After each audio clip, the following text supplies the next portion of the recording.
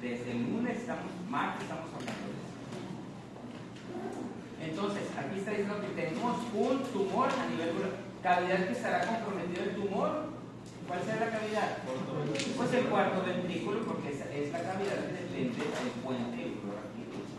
Por la presión intracraneal tan importante que sea que es el tumor, o sea, que sale una presión intracraneal tan importante, ¿por dónde intentará liberarse las estructuras? ¿Hacia dónde va a intentar? ¿Por dónde? ¿Por qué agujero? ¿Por dónde?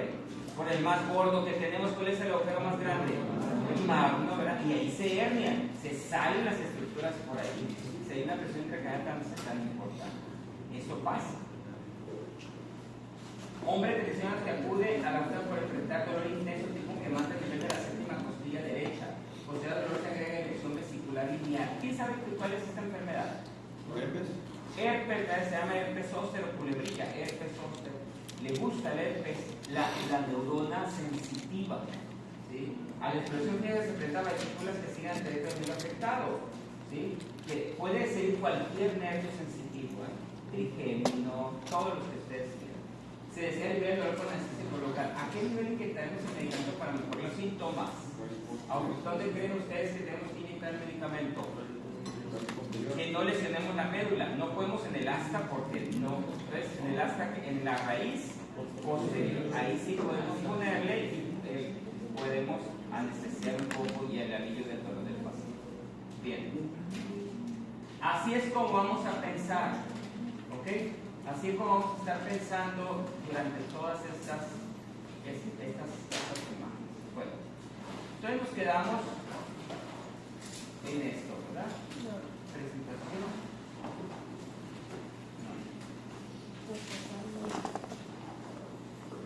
Vimos ya la clasificación. Esto hay que estarlo estudiando, no crean que vienen aquí nomás y ya lo aprendieron, no se aprende. Hay que volverlo a aprender y volverlo a revisar y volverlo a revisar. Ustedes tienen ahorita muchísima información en internet. ¿Okay? Como me dijo por ahí alguien, decía que mi hijo me dijo, oye, ¿tú no te gusta leer? ¿Cómo vas a aprender? Pues en YouTube. En YouTube se aprende también. Pueden aprender muchas cosas en YouTube también, porque está información de todo tipo. ¿Okay? En todo esto está. Si ustedes son muy auditivos y visuales, pueden ver un video y lo aprenden. Y leen y hacen esquemas. Hay muchas formas de aprender. ¿Okay? Tenemos la división del sistema nervioso, después le pusimos sistema nervioso central, ¿verdad? Todo lo que vimos, más los segmentos celulares y el sistema nervioso periférico, que viene de dónde viene el sistema nervioso periférico lógicamente. De la cresta neural. De las crestas, las células de la cresta neural. Todo eso hay que irlo integrando, ¿verdad? Ya lo vimos allá hace una semana. No, vuelvan otra vez a integrar los conocimientos para que se vaya haciendo información significativa. ¿Okay? Entonces aquí dentro de estos sistemas dijimos que había otro que es el sistema nervioso autónomo. ¿Okay? Sistema nervioso simpático y sistema nervioso parasimpático. Tanto sistema nervioso central como periférico. Y los niveles, aquí nos quedamos. Hay niveles, ¿verdad? Hay niveles de funcionalidad. La médula recibe de información y reflejos. Es todo lo que hace, no piensa. La médula no piensa. ¿Okay? Tenemos otro nivel subcortical, donde todo lo que llega a la corteza y se piensa es un nivel cortical. ¿Okay? ¿Está bien? Si ustedes hacen algo y no lo pensaron, queda a nivel ¿qué? Subcortical. ¿Se dan cuenta? Es decir, viene un perro y corrieron, se asustaron, es un nivel de subcortical, ¿se dan cuenta? Todo lo que hacen que no lo piensen, hace nivel subcortical. Todo lo que se piensa es nivel cortical. Muy bien. Vamos a seguir. Hablamos también acerca de la histología básica, ¿verdad? El tubo neural cuando se cierra, ¿sí? El tubo neural forma células, ¿no? Muchas células, y de el neuroepitelio, que se llama neuroepitelio, ¿sí? Y se va a dividir en 3 células. La célula que va a formar la neurona como tal, el neuroblasto, y vamos a ver la clasificación de las neuronas. Después, ¿qué más tenemos allí? La glía. Sí, la glía tiene muchas funciones. ¿Qué significa glía? ¿Alguien entiende en inglés qué es glía? Es como un glue, como un pegamento. Antes se decía que simplemente eran células que pegaban las neuronas entre sí, pero realmente la glía tiene muchas funciones. ¿Sí? Si neuronas son, ¿cuántas neuronas dijimos que teníamos? ¿Cuántas? 80.000 millones. 86.000 millones, 100.000 millones. Pues si la glía son 10 veces más, son células más pequeñas, ¿sí? Pero 10 veces más que lo que es las neuronas. Y ahí vamos a ir, hay varias células, pero vamos a identificar por lo menos dos, que es lo más básico, que es el astrocito y el oligodendro. El astrocito es sumamente importante, tiene varias funciones. No solamente el astrocito va a aislar la célula, más bien, sí, va a dividir las células de la otra, sino que va a estar cerca de cada célula, ¿sí? De cada neurona, para nutrirla. Le pasa nutrimentos a la célula. Es una de las funciones del astrocito. También puede formar neurotransmisores y también pasárselos a la célula, ¿sí? A la neurona. ¿Okay? También, ¿qué hace el astrocito? Cuando el neurotransmisor se libera, que ahorita vamos a ver la sinapsis, lo que va a hacer es que va a limitar la función del neurotransmisor. Es decir, el neurona no se puede quedar ahí toda la vida, ¿verdad? Tiene que absorberse, recaptarse, eliminarse, lo que sea. Va a limitar, pero también puede hacer otra función importante, que es potenciar el efecto del neurotransmisor. O sea, puede limitar el efecto y también puede, ¿qué? Potenciar. O sea, ahora, otra cosa importante que hace la glía es mantener la circulación, o sea, controlar la circulación. Es decir, una parte del cerebro tiene mucha función, necesita más riego sanguíneo, va a controlar y mantener la circulación, ¿sí? La circulación. Y algo sumamente importante es el sistema linfático, por eso se llama linfático. Ustedes conocen el sistema linfático. ¿Qué hace el sistema linfático? Linfático. Linfático, ¿qué hace? Linfático, que es donde se desecha todos los residuos del cuerpo, es como una especie de drenaje del cuerpo. Bueno, es un drenaje, ¿verdad? Va a eliminar todos los residuos que dejó el sistema venoso. Todo lo va a eliminar, y aparte tiene ganglios linfáticos que lo va purificando hasta que termina, ¿dónde? Ustedes, todo el grupito. Hasta que, ¿dónde llega el sistema linfático a drenar por último? Allí. ¿Cómo se llama? Conductor torácico. ¿Y dónde desemboca? En la vena subclavia. ¿De qué lado? Izquierdo, ¿verdad? Bueno, ese es el sistema linfático. ¿Okay? En cambio, el sistema linfático, el sistema nervioso central no tiene sistema linfático, no podría porque se dematiza, imagínense, es un problema. Pero tiene sistema linfático. Hace 10, 15 años que lo acaban de descubrir apenas, porque no entendían por qué no ver. Pero, ¿por qué? ¿Quién lo hace? Los astrocitos. ¿Qué va a hacer el astrocito? Bueno, va a recoger todo lo que queda entre células, entre neuronas, y lo va a captar y lo puede desechar, lo puede volver a utilizar. ¿Se dan cuenta? Es el que va a limpiar al espacio extracelular. Se llama linfático, muy importante. ¿Okay? Y entonces también tenemos a otra parte de la glía, que es ¿cuál? El oligodendrocito. ¿Qué es el oligodendrocito?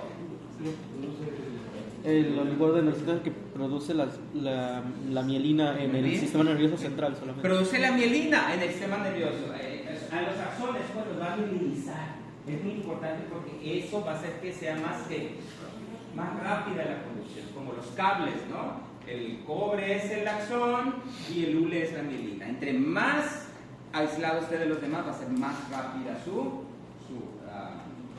y la característica que tiene el oligodendrocito del sistema nervioso central es que el oligodendrocito puede darle mielina a por lo menos unos de 10 a 50 axones.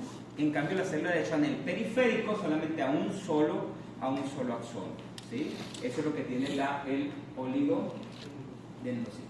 Y eso es grasa, ¿verdad? Eso es grasa. Quiero que les voy a decir cosas muy importantes. Eso es grasa. El 40 al 50% del peso del sistema nervioso es grasa. Si ustedes agarran, algún día van a agarrar una masa encefálica, no tenemos masa encefálica, pero es grasa, ¿sí? Por eso los sesos, ¿verdad?, se comen, ¿verdad? ¿Alguien ya ha comido eso? Es grasa eso. 40 al 50% de eso es grasa. Entonces, pero esa grasa, fíjense bien, no es cualquier grasa. Debe de ser ácidos grasos poliinsaturados. No puede ser de otra manera. ¿Sí? Y esos grasos poliinsaturados, ¿alguien conoce algún ácido graso poliinsaturado? Esfingomilina, ¿está bien? Es parte, eso es un fosfolípido. Es un fosfolípido. Pero estoy hablando de ácidos grasos poliinsaturados. Ácido linoleico. Bueno, ahí van. Ácido oleico, ácido linolénico, ácido linoleico, o sea, los omegas. ¿Sí? ¿Se han escuchado omega 9, omega 6, omega 3, omega 6? Esos son esos ácidos grasos que insaturados, poliinsaturados. Entre más dobles enlaces tenga, va a ser más insaturado. Y entre más largo sea y más ¿cómo se llama? Más dobles enlaces tenga el ácido graso, va a ser mejor. ¿Okay? Entonces, el mejor de todos es el omega 3, porque es un ácido graso poliinsaturado largo. ¿Sí? Entonces, el sistema nervioso central está compuesto de ácidos grasos poliinsaturados, o debe de estar, fíjense bien lo que dije, debe de estar, ¿sí? Del omega 3, que generalmente es el DHA, ¿okay? Que es el que tiene más, y de omega 6. ¿Okay? No puede tener otros ácidos grasos, porque si no perdería. Por eso es que, ¿cuáles ácidos grasos conocen ustedes más? Los ácidos grasos saturados, ¿verdad? Ácidos grasos saturados. ¿Por qué? Porque el ácido graso saturado es un problema, porque es rígido. El ácido graso poliinsaturado es que flexible, ¿verdad? Entonces permite la mayor cantidad de que, ahorita vamos a hablar de membrana celular, la mayor flexibilidad. Y hay otros ácidos grasos que lo comemos mucho en México y en Latinoamérica, en Estados Unidos está prohibido en los alimentos. ¿Cuál creen ustedes? Los trans, ¿verdad? Desde ahorita, ustedes jóvenes, ¿sí? Vayan pensando en eso. Hay que suplirnos de omega, bueno, el omega 6 está en todo, ¿sí? Pero hay que suplirnos de omega 3. Una embarazada tiene que suplirse de omega 3 porque imagínense el sistema nervioso cómo está desarrollando. Si no lo suple, entonces va a haber una deficiencia de esa mielinización, etc. ¿Ok? Tenemos que suplir los omega 3 y tenemos que evitar los ácidos grasos trans. Hay que acostumbrarnos a ver las etiquetas. Tiene ácidos grasos trans, eliminas. ¿Por qué? Porque el ácido grasos trans va y ¿qué hace en el sistema nervioso y en la membrana celular? Los va y los suple, los saca y se mete. Entonces hace rígida la membrana. Entonces no va a ser la función adecuada. ¿Sí? ¿Se dan cuenta? Y para sacarlos de ahí es un relajo. O sea, para sacar los ácidos grasos trans de las membranas celulares y de los adipocitos es un problema. ¿Sí?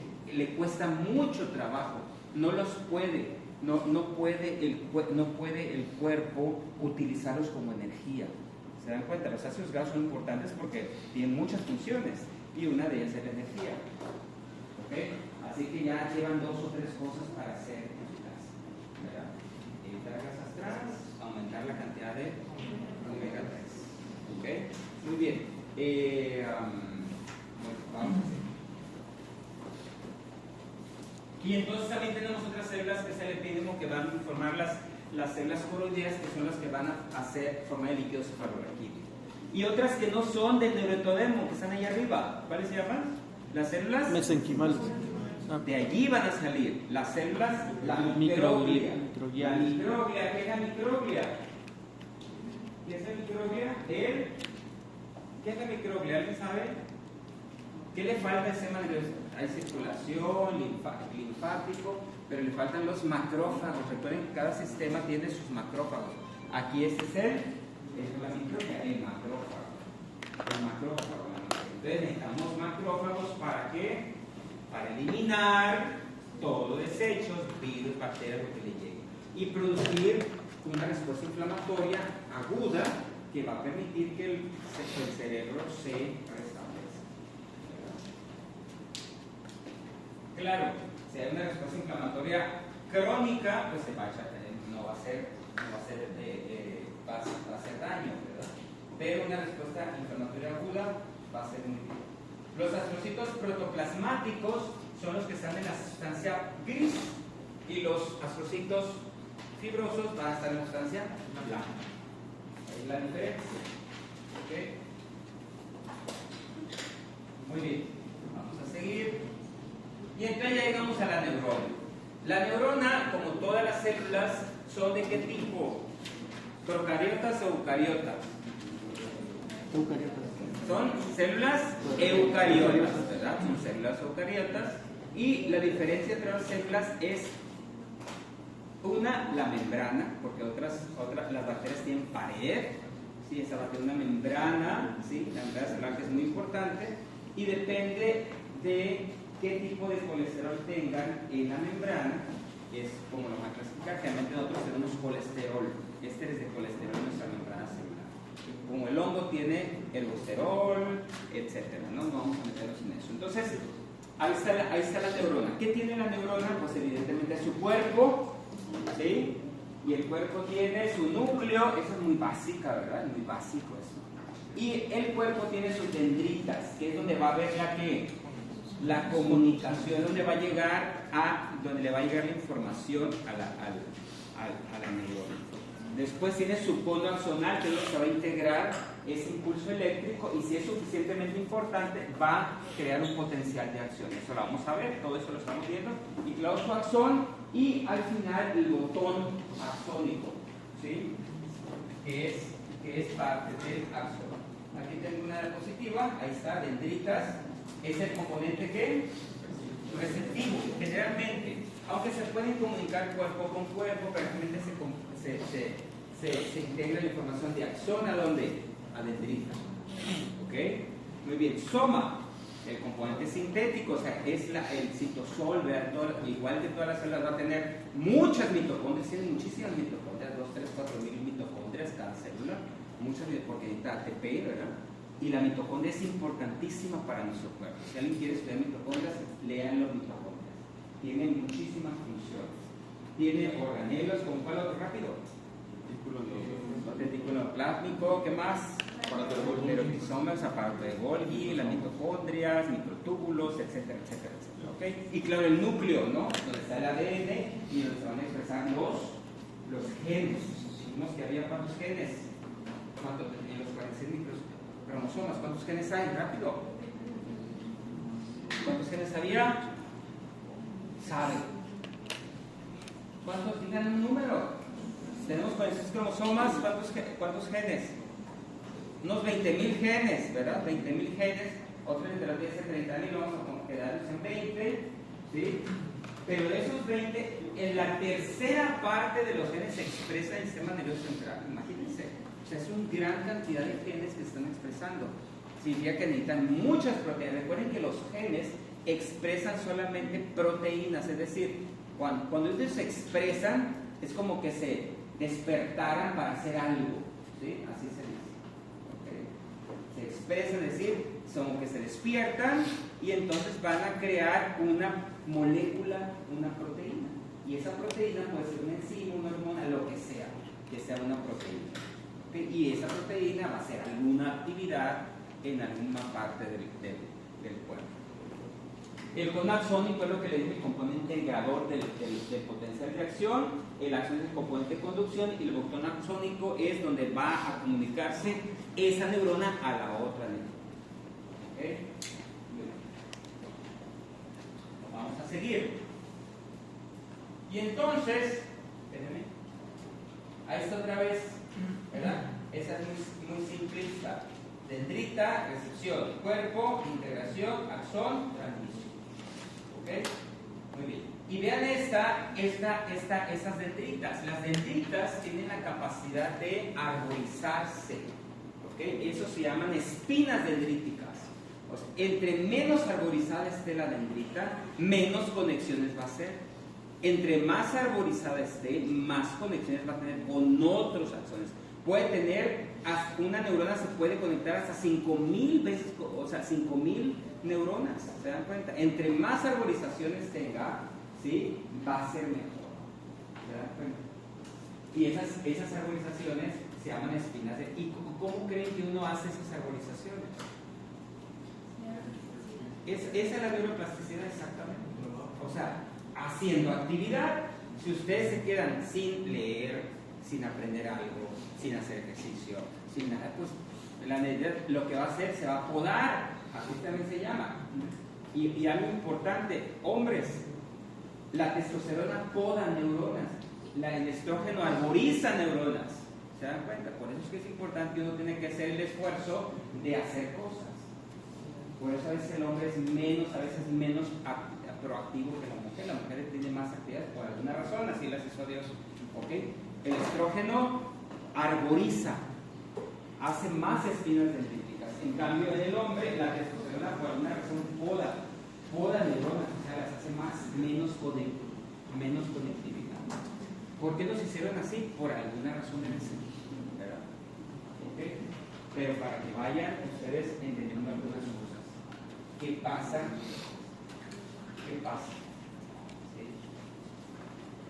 Por eso el hombre hace menos relaciones sociales, la mujer es más sociable, tiene menos por esas razones. Pero estamos diseñados, después vamos a ver la diferencia entre hombre y mujer, ¿sí? Neurológicamente, para que veamos cómo estamos diseñados. Muy bien, esta es una neurona que me gusta, ¿sí? Una estructura neuronal, donde estamos viendo cómo la neurona manda la información, manda sus componentes hacia el extremo distal, o sea, al botón presináptico. Vean ustedes, aquí están los neurofilamentos, los microtúbulos, que eso no solamente le da la forma a la neurona, sino también sirve el transporte. Y el transporte, hay dos transportes. El transporte anterogrado, donde vaya a mandar pues, proteína, neurotransmisores, mitocondrias, hacia el botón. Vean ustedes cómo va. Y tenemos allí unas transportadores. ¿Sí los ven? Hay con unas bolitas, son transportadores que se llama kinesina o cinesina. ¿Okay? El transportador anterogrado es muy rápido, es más rápido. Lleva mitocondrias, lleva vesículas neurotransmisoras, lo que necesita el botón presionado. En cambio, la neurona también es muy inteligente, no desecha lo que ya usó la mitocondria, ya usó el neurotransmisor, pero lo va otra vez a reciclar para poder utilizar. Entonces, tiene un transporte retrógrado, donde ahí va a usar otra molécula que se llama la dineína. Son proteínas que se llama dineína. El transporte es un poquito más lento y entonces eso va a hacer que lo que haya recaptado, lo que ya no usó, lo va a reciclar otra vez y lo va a llevar otra vez al citosol para que sea utilizado. ¿Okay? Entonces tenemos dos transportes. Es importante, ahorita le vamos a decir por qué.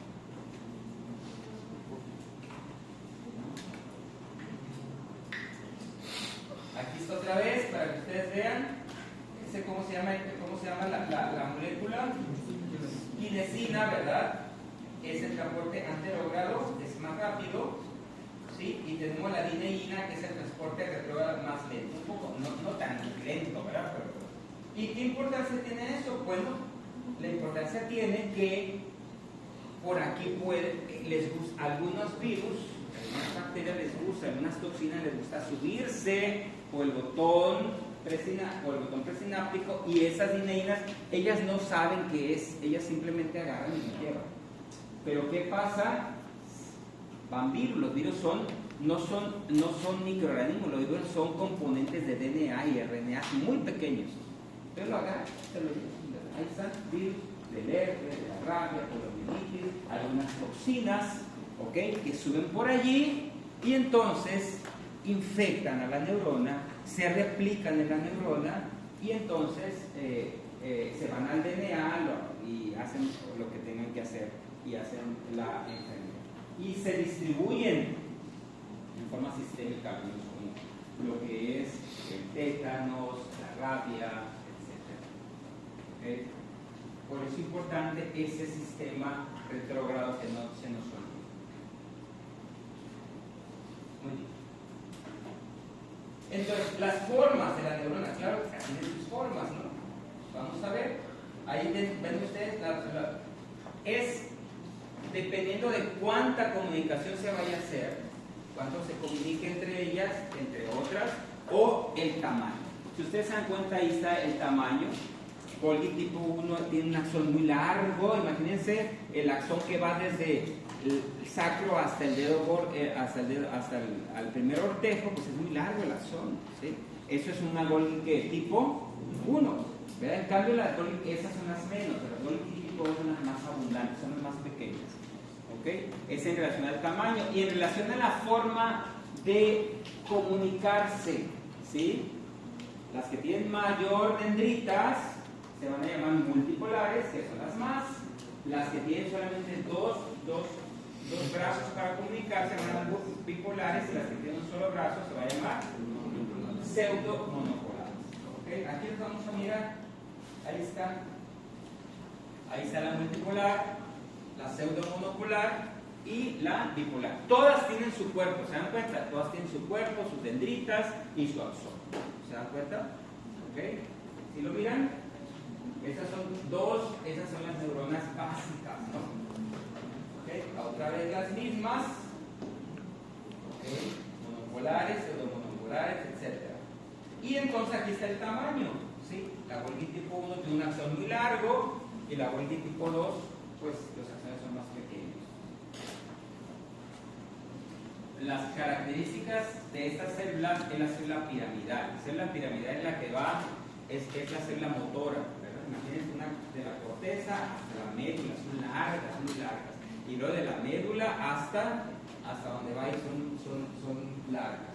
Y también la célula del Purkinje de la corteza cerebelosa, que después vamos a mirar. Bueno, vamos a seguir. Ahora, según cómo se conectan, ya lo habíamos visto, ¿cuál es la principal conexión? ¿Cómo se conectan? ¿Cómo se unen? ¿Cómo se comunican? Mediante los axones y las dendritas. O sea, el axón le manda la información Axodendrítica. Axodendrítica, ¿verdad? También según quién, las células que son involucradas. O sea, las neuronas se comunican entre ellas mismas, ¿verdad? Pero también puedo comunicar una neurona con un músculo, ¿sí? La neurona va directamente al músculo. Otra es una neurona con ¿qué? Con una glándula. Así se comunican, ¿sí? ¿Ok? Y el sitio de contacto axodendrítica, que es la más frecuente, pero también puede ser hacia el cuerpo, hacia los axones, ¿verdad? Ahora, según el mecanismo de transmisión, es decir, esa comunicación, ¿sí? ¿Cómo va a transmitir la información? Eso se hace por medio de ¿qué? De sinapsis. O sea, así se llama la sinapsis. Así se llama la comunicación entre las dos, sinapsis. Y tenemos dos tipos de sinapsis. La menos frecuente, ahí están los tipos de sinapsis, ¿verdad? Ya lo vieron, ya lo dijimos, ¿ok? Ahí están los tres tipos de sinapsis. Entonces, ¿cuáles son los tipos de sinapsis? Eléctricas y químicas. Las eléctricas son las menos. ¿Qué significa eléctricas? Que simplemente las dos células se van a comunicar por unos canales, se van a unir, no va a haber un espacio entre ellas, se van a unir, ¿sí? Entonces se llaman union gaps, así se describe, y entonces va a ser una comunicación bidireccional. También que las sinapsis son como, la mayoría es como, esta le pasa la información a la otra, etc. Pero esas se comunican entre ambas. Bidireccional, es más rápido, ¿verdad? No necesitan ningún tipo de neurotransmisor. ¿Ok? Esas son las características, no necesitan neurotransmisor, son más rápidas, ¿sí? Están unidas por canales. Son las menos, estas ¿cómo se llama? Estas sinapsis son las menos. Aquí en estas se han descrito estas sinapsis, ¿ok? En el músculo cardíaco, porque realmente el músculo cardíaco tiene su propio marcapaso, ¿verdad? La célula cardíaca tiene su propio sistema eléctrico, por eso es que tiene ese.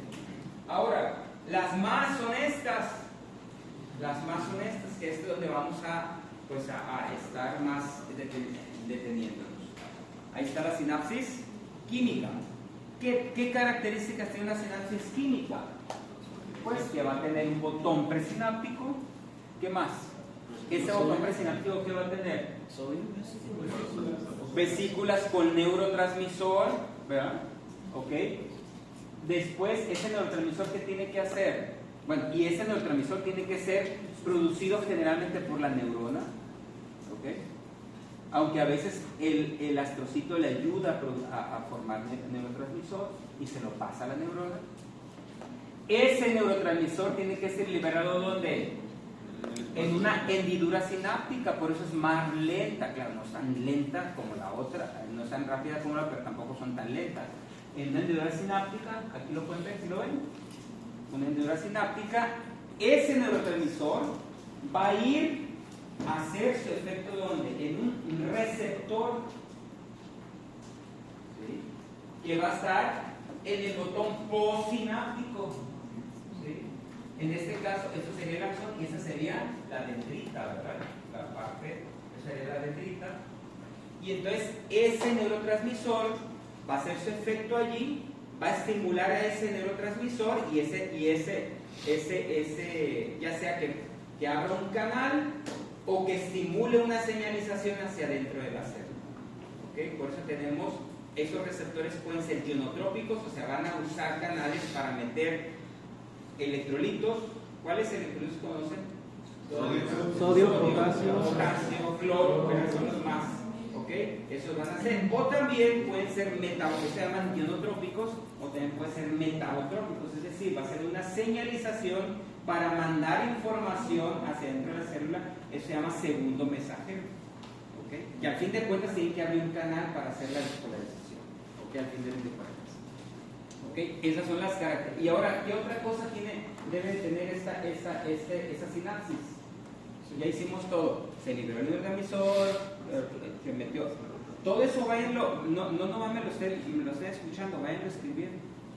Ya estimuló un receptor, abrió un canal, se metió o estimuló para un segundo mensajero. ¿Y qué más hace? Una respuesta. Bueno, hace una respuesta, pero ¿qué más hace esta sinapsis? Este neurotransmisor no se puede quedar eternamente allí, tiene que ser que o eliminado, en el caso de la acetilcolina, o recaptado, ¿se dan cuenta? Para que termine su función. Esos usan bombas de sodio para receptores. ¿Ande? Usan bombas de No, sodio. todavía la bomba de sodio no, aquí no. Este no es. Eso lo vamos a ver en el potencial de acción. Eso es para pasar. El potencial de acción ya se dio. O sea, el potencial de acción va a hacer que esto pase. De toda esta información del cerebro. podría. ¿Ok? Muy bien.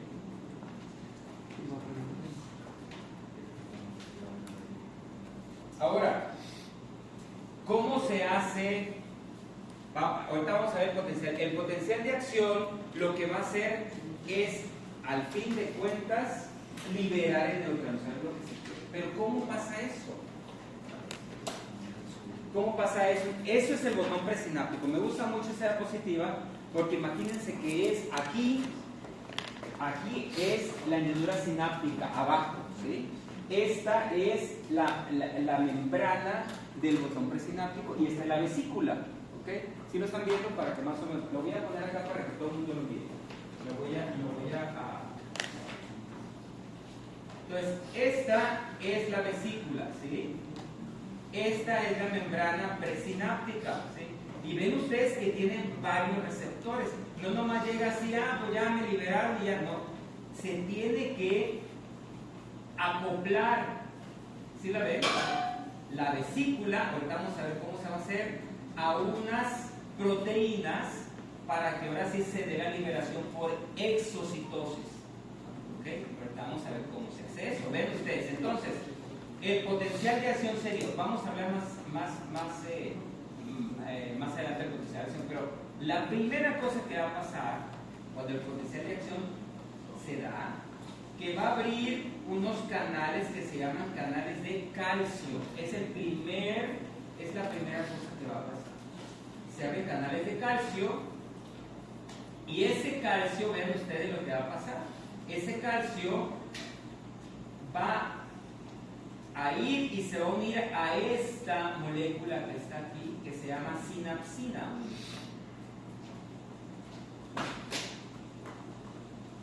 Esa sinapsina 1 se va a fosforilar, es lo que dice aquí, y entonces se va a liberar, ahora sí, la vesícula. Al fosforilarse esta molécula, libera, ¿sí?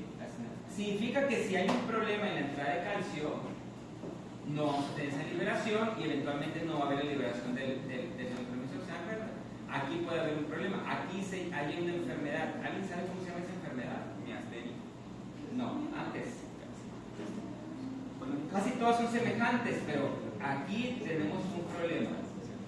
Que hay un bloqueo en el canal de calcio. Van a buscarlo, cómo se llama esa enfermedad. ¿Okay?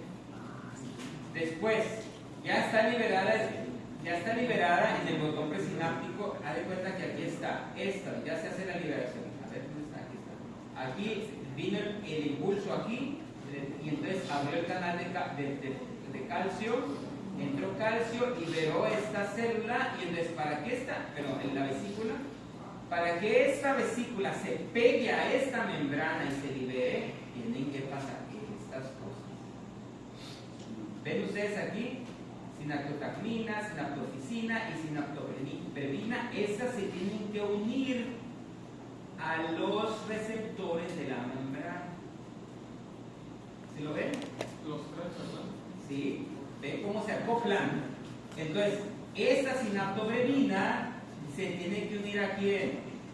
A la sintaxina y al SNAP25 para hacer ¿cómo se llama?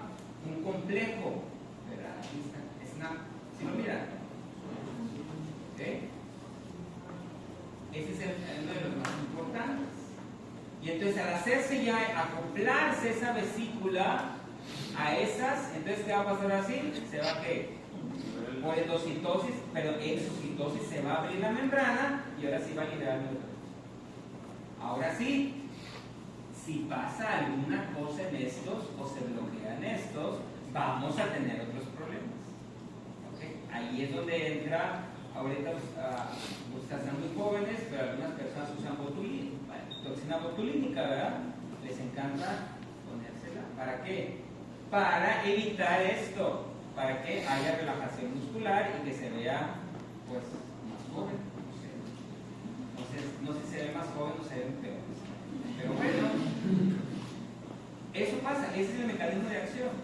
Entonces vamos a ver, aquí está, liberan el neurotransmisor, vean ustedes, ¿verdad? El neurotransmisor actúa en el receptor, abre un canal ya sea de sodio, de potasio o de cloro y va a hacer su efecto. Generalmente, cuando se abre un canal de sodio o de potasio va a ser excitatorio. ¿Sí? ¿Okay? Significa que la célula va a ser que más estimulada, ¿verdad? Va a ser un efecto más, va a ser su efecto. Pero si se abre un canal de cloro, va a ser un efecto inhibitorio. ¿Okay? Podemos tener entonces efectos posinápticos excitatorios, efectos posinápticos inhibitorios. ¿Okay? Depende del canal que se abra. Depende del canal que se abra.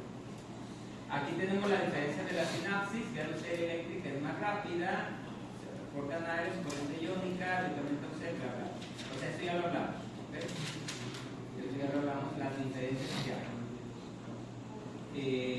Hasta aquí vamos a ver solamente esto. Ahorita me voy a brincar, porque ahorita vamos a ver esto. Aquí está. Vean ustedes dónde esto se lo diré. Es más, no lo voy a poner.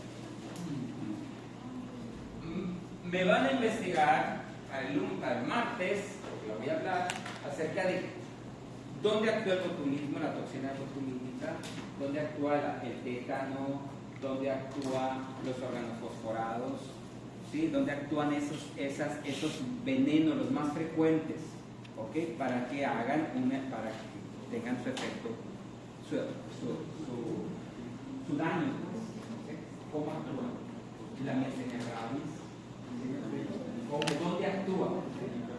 ¿Sí? Todos parece que hacen lo mismo, ¿no? Parece que hacen el mismo efecto en el paciente, pero realmente están actuando en diferentes mecanismos. ¿Ok? ¿Dónde actúan los más frecuentes? Estuve tentado a ponérselos, pero si no, no hacen nada, no van ni leen nada. Póngale en Google así nomás y sale todo. ¿Podría repetir cuáles debemos de investigar? ¿Qué toxinas hay que digamos, ya hablamos, alguien que bloquea el canal de calcio, ¿verdad? ¿Mandé? ¿La falta de calcio qué?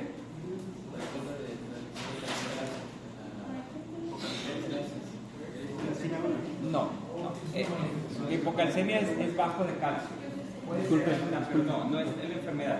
A ver, otra vez. ¿Quién bloquea el canal de calcio? ¿Qué enfermedad es que bloquea el canal de calcio? No permite el calcio. Otra. ¿Cuáles son algunas toxinas o virus que no dejan que se acople la vesícula a la membrana? Esas sinatorías, ¿sí me explico? Allí, en esta, ¿no? Voy a volverlas a poner para que no. Ahí está. Ok. ¿Quién va a bloquear estas aquí, este acoplamiento? Ok. ¿Dónde van a actuar? Ahora, ¿quién va a bloquear también ¿cómo se llama? El canal, el receptor? También aquí hablaron sobre quién. Va a haber alguien que va a competir por ese neurotransmisor y no va a hacer su efecto. También hay enfermedades así. ¿Ok? También, otra cosa, ¿qué dijimos que pasaba con el neurotransmisor? ¿Qué tenía que pasar cuando hacía ese efecto? Eliminar o recaptarse. Hay enfermedades que evitan que se elimine el neurotransmisor. ¿Ok? O también enfermedades que hacen que el mecanismo de recaptación se bloquee. ¿Ves cuáles son? ¿Sí? No quiero que sea una super tesis, pero sí lo más frecuente. ¿Sí entendieron eso? Aquí hay enfermedades. Muy bien, vamos a seguir.